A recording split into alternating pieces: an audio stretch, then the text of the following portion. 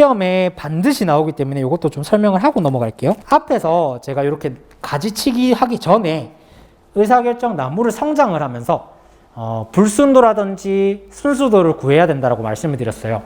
그런 엔트로피 지수, 진위 지수, 카이제곱 피 통계량 이런 것들을 구하기 위해서 어떻게 구하는지를 알고 계셔야 돼요. 대표적으로 시험에 많이 나오는 게 진위 지수. 진위 지수는 노드의 불순도를 나타내는 값이다. 진위 지수의 값이 클수록 이질적이며 순수도가 낮다고 볼 수 있다. 이거 한 줄 끊고 별표 쳐놓을게요. 그래서 진위 지수 값이 작을수록 순수도가 높아진다라고 이해를 하고 계시면 될 거예요. 그래서 진위 지수를 구하는 문제가 나옵니다. 자, 진위 지수를 구하는 문제는 밑에 보시면 예제가 있을 거예요.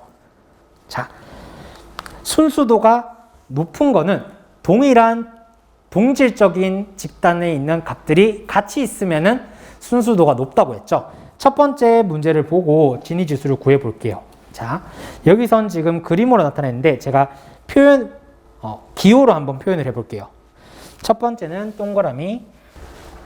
자, 앞에처럼 이런 식으로 지금 하나의 데이터들이 입력이 되어 있을 때 진위 지수를 구하는 방법은 전체 1에서 빼기 확률로 보시면 될 겁니다. 그래서 이 개수를 보시면 하나, 8개일 거예요. 8개 중에 동그라미가 하나, 둘, 3개입니다. 8개 중에 동그라미가 3개의 제곱값 빼기 8개 중에 세모가 하나 빼기 8개 중에 네모가 3개 제곱 빼기 8개 중에 별표가 1개 제곱. 자, 이 제곱값을 제외하고 안에 있는 분수들은 다 더하면 값이 1이 될 겁니다. 그래서 각각에 대한 제곱값을 다 빼줄 거예요. 그래서 보시면은 결과적으로는 이거를 계산을 해보면 1 빼기 64분의 9 더하기 1 더하기 9 더하기 1 요거는 1 빼기 64분의 20이 나오게 되고요. 그래서 64분의 44 요런 값이 나와서 분수로 나타내면 0.96 이렇게 나타날 거예요. 그래서 시험 문제에 이렇게 그냥 동그라미랑 세모, 별표 이런 것만 주고 시험 문제를 낼 때도 있습니다. 이런 식의 문제가 나와 있을 거예요. 동그라미 하나, 3개랑 세모 2개 뭐 이런 식으로도 나오는 문제가 있다라는 점 기억을 하시고요. 새로운 유형이 이런 것 말고도 또 있는데 시험을 푸시다 보면은 이런 유형의 진위 지수 구하는 문제가 나올 거예요. 이렇게 표를 주고요. 이 표를 가지고 B의 진위 지수를 계산한 결과를 물어보는 문제가 나옵니다. 그렇게 했을 때는 총 1 빼기 50 중에서 우리는 이 50 중에서 10이잖아요. 10 제곱 빼기 50 중에 40의 제곱 이런 식으로 결과값을 구할 수가 있을 겁니다. B의 진위 지수를 구할 때는 이 값을 기준으로 위의 값과 비교를 해서 구해야 되고 C를 구해라 했을 때는 이 값을 기준으로 위의 부모마디하고 같이 구할 수가 있을 거예요. 그래서 형태가 이런 형태도 있고 이런 형태로도 시험 문제에 나오더라 라는 점 기억을 하시기 바랍니다. 그리고 교재로 다시 돌아가서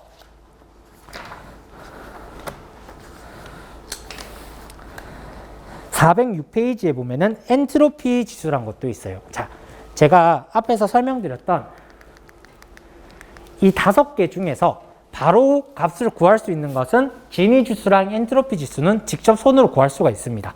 근데 분산의 감소량과 F 통계량, P 값의 값을 구하기 위해서는 통계 분석표, P 분포, T 분포표, 아니면 카이제곱 분포표, F 분포표 이런 것들이 있어야 구할 수 있기 때문에 이런 것들은 직접 구해라는 문제가 안 나올 거예요.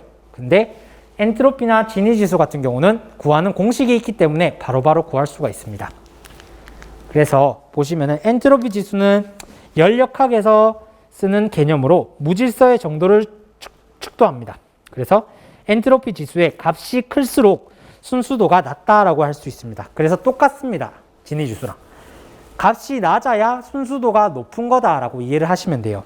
엔트로피 지수를 구하는 공식은 마이너스 시그마 L이 1부터 K까지 갈 때 P의 L 로그 2의 P의 L 뭐 이런 식으로 해서 다 더했을 때 값이 나타날 거예요. 그래서 그 밑에 있는 예제까지만 풀어보고 가시면 돼요. 그래서 이런 식으로 불순도를 측정하는, 계산하는 방법에 대해서도 간단하게 말씀을 드리고, 의사결정나무를 만드는 방법, 알고리즘은 대표적으로 3가지 정도가 있다고 말씀을 드렸어요. 첫 번째, 카트라는 방법이 있습니다. 카트, Classification and Regression Tree라고 표현을 하고요. 앞에서 설명한 방식의 가장 많이 활용되는 의사결정나무 알고리즘입니다. 그래서 불순도를 측도로 출력 변수가 범주형일 때는 진위지수, 연속형일 때는 분산을 이용한 이진 분리를 사용한다.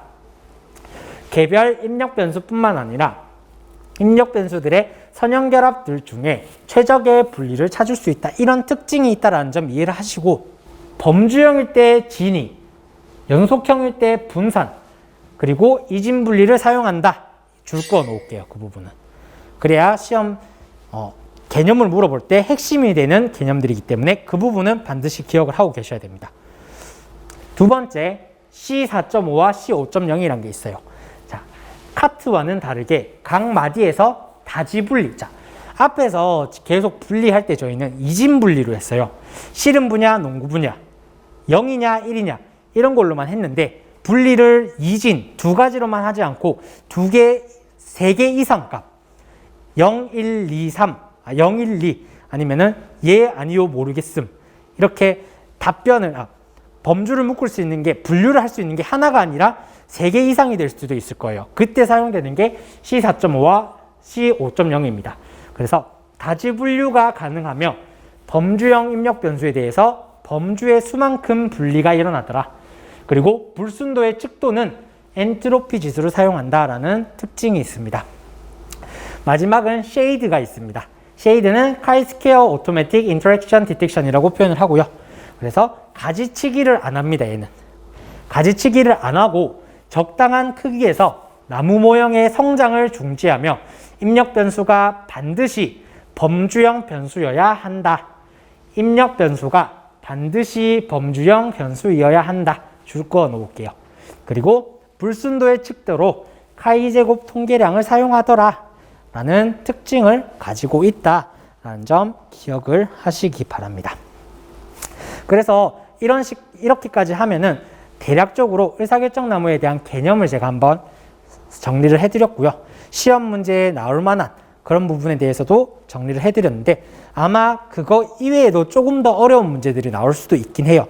그거는 저희 교재 보면서 문제를 풀다 보면은 이런 특징 가진 거 이렇게 이해하면서 풀면 되구나 라는 점 이해하고 아마 학습할 때 큰 어려움은 없을 거예요. 자, 그러면 우리가 예상 문제 한번 풀어보면서 한번 보도록 하겠습니다. 자, 다음은 분류기법으로 활용할 수 있는 방법론을 나열한 것이다. 다음 중 분류기법으로 활용될 수 없는 방법론은 무엇인가? 1번 카트, 2번 나이브 베이지안, 3번 K-최근절 이유법, 4번 SOM. 자, 1번이 정답이다. 2번, 3번, 4번. 자, 정답은 4번이죠. SOM은 제가 앞에서 말씀드린 것처럼 군집 분석의 방법 중에 하나입니다. 그래서 SOM은 군집 분석에 사용되기 때문에 분류기법이 아니다 라고 할 수가 있어요. 자, 두 번째, 귀납적 추론을 기반으로 하는 의사결정나무 모형은 실무적으로 가장 많이 사용되는 모델 중 하나이다. 다음 중 의사결정나무에 대한 설명으로 가장 부적절한 것은? 자, 첫 번째, 대표적인 적용 사례는 대출 신용평가, 환자 증상 유무, 채무 불이행 가능성 예측 등이 있다. 의사결정나무 모형에는 ID3, C4.5, 카트 등 여러 알고리즘이 있는데, 핵심적인 공통 개념은 상향식 의사결정 흐름과 해시 탐색 기반의 구조를 가지고 있다는 것이다. 3번, 과적합 문제의 해결을 하기 위해 정지규칙과 가지치기 방법을 이용하여 트리를 조정하는 방법을 사용한다. 4번 불순도 축도인 엔트로피 개념은 정보이론의 개념을 기반으로 하여 그 의미가 여러 가지 의미 사건이 모여있는 집합의 순수성 또는 단일성 관점의 특성을 정량화하라고 표현한 것이다. 이렇게 시험 문제가 어렵게 나와요. 한 번씩. 쉽게 나올 때도 있지만 반드시 시험 난이도가 쉽다는 건 없잖아요. 이렇게 개념이 좀 어렵게 나올 때가 있습니다. 정답은 여기서는 2번이라고 되어 있어요. 자, 여기서 좀 핵심으로 보셔야 될 것은 상향식 의사결정 흐름, 해시 탐색이에요.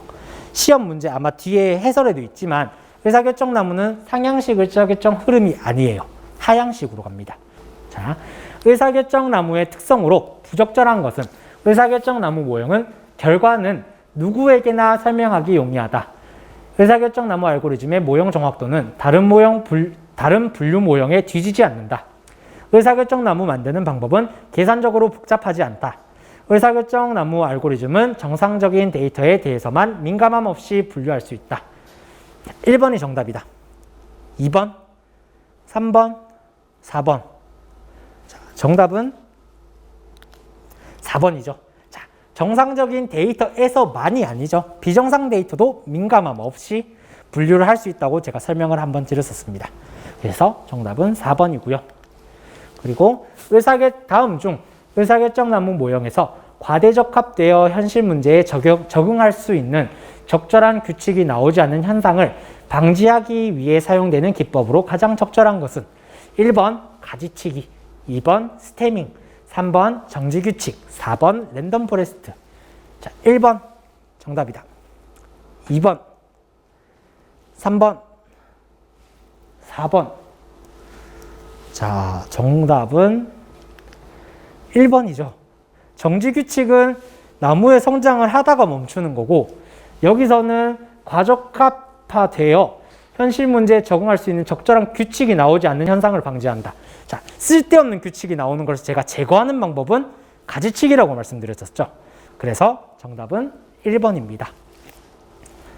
그리고 자, 요거 이런 식으로도 시험에 한 번씩 나올 수가 있어요. 혹시 여기 표 보이시죠? 보이실 거예요. 엄청 작게 보이진 않을 거예요. 자, 한번 보여드리면 저희가 분석할 때 R 프로그램 할 때 제가 한번 설명드렸는데 아이리스라는 데이터 있잖아요. 그 데이터 가지고 우리가 분류를 했습니다. 스페시즈, 종에 대해서. 그래서 버지니카냐, 세토사냐, 버지컬러냐 이렇게 물어보는 거예요. 그래서 의사결정 나무 모형을 만들었는데 가장 첫 번째로 분류 규칙이 되는 것은 제일 위에 있는 페탈 랭스라는 값이에요. 그래서 P라는 값을 가지고 봐요. 이 P는 카이제곱 통계량의 P가 될 수도 있고 아니면은 분산 분석의 F 통계량의 P 값이 될 수도 있습니다. 이거에 대해서는 정확한 정보가 이 그림에서는 볼 수가 없을 거예요. 그래서 이 값이랑 비교를 하는데 이 페탈 랭스라는 값이 1.7보다 작거나 같냐를 물어보고 그 다음에 1.7보다 크냐고 물어봅니다. 그랬을 때 분리가 되는 게 이렇게 분리가 돼서 두 번째로도 페탈 랭스를 가지고 비교를 하는데 4.7을 기준으로 값을 이렇게 분류를 한 거예요. 그래서 결과값을 한번 해석을 하면서 말씀을 드리면 1번 한번 볼게요. 자, 트레인 데이터로 활용해서 아이리스 종류를 분류하기 위해 C3 함수를 활용했다라고 적혀 있습니다. 자, 상단에 프로그램 코드가 있어요. 코드를 보시면 iris.c3라는 변수에 C3라는 함수를 써서 종속 변수 스페시즈에 대해서 우리가 분류를 할 거예요. 그래서 물결점이라고 표현합니다. 자, 여러분들이 한 번씩 보면서 헷갈릴 수도 있는데 시험에 코드가 직접 나올 수도 있어요. 나올 때 제가 함수식을 표현을 할 때 물결을 쓴다고 했잖아요. 그래서 우리가 y는 ax 플러스 b를 컴퓨터가 인식하게 하기 위해서는 y는 물결 a 별표 x 플러스 b 이런 식으로 표현을 해야 된다고 말씀을 드렸습니다. 그랬을 때 이 물결 앞에 있는 이 값은 종속 또는 목표 변수고요. 여기 이 뒤에 있는 이 값들은 독립 변수들이 될 거예요. 자, 그래서 여기서는 지금 보시면은 스페시즈로 분리를 할 거잖아요. 분류를 할 거잖아요. 그래서 우리가 생각하는 타겟 변수는 스페시즈가 될 거예요. 그래서 스페시즈라는 타겟 변수를 가지고